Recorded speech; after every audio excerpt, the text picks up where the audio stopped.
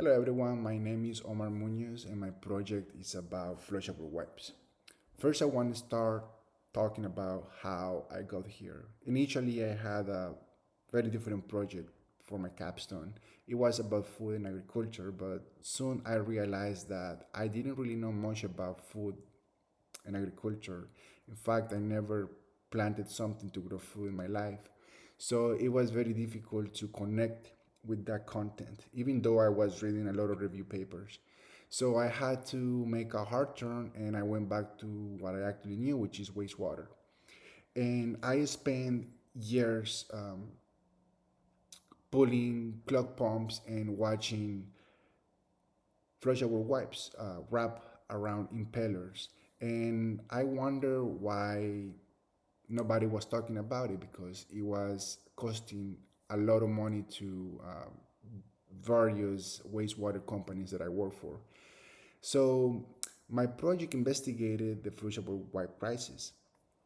And my project asked this simple question: why do the flushable wipes keep clogging our sewers, costing taxpayers billions of dollars, and harming our environment, and nobody's doing anything about it?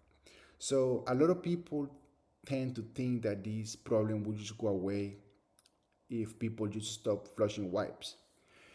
And also that this is a problem that is technical and we just need better technology, better screening process, stronger pumps, better systems. But by using two theories that I learned during this course, the treadmill theory and the adaptive challenge, I found out something very different. I found out that this crisis is not an accident. It's actually a predictable outcome of an economic system that rewards corporations for externalizing their cost. Manufacturers, in this case, Kimberly Clark, which is one of the biggest wet wipe manufacturers in the world in the United States, they use synthetic fibers that do not break down, even though they advertise it as such. They market these wipes as flushable, which with no legal definitions to back it up, and they have no consequences. They leave cities and taxpayers to pay for billions of dollars of cleanup, and that is the treadmill of production. And I found out that treating this as a technical problem, better grinders, better public awareness, is just coping with the symptoms. The real challenge is adaptive.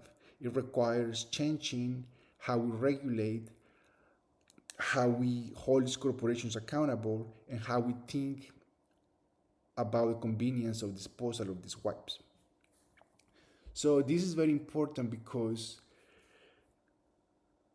the people who bear the consequences of this crisis are not the executives that make them, are actually the people who live in the communities where these wastewater plants are located. The real impacted people are those who end up paying the bills, the rising cost of utility bills because of these utility wipes. They just keep increasing in numbers, and the utility companies end up spending a lot of tax money just to clean up this mess. And also, our environment gets impacted, and the ecosystem is just getting filled up by these microfibers that they never really go away. So, in a nutshell, that was my project. And where do I go from here is very simple. I want to go to my local congressman and share this issue so I can push for them to pass the WIPE Act, which is a piece of legislature that it's been held up in Congress for some years now, that will require manufacturers to either make truly flushable products or to not label as flushable at all. So this will solve a lot of problems, and it will definitely have a positive impact in wastewater processing plants and also in the environment. And Another thing that I want to do is just keep talking about it, because the more people understand that flushable does not mean disposable, the harder it becomes for corporations to hide behind their marketing lies. And this is my project, and I hope you enjoy it.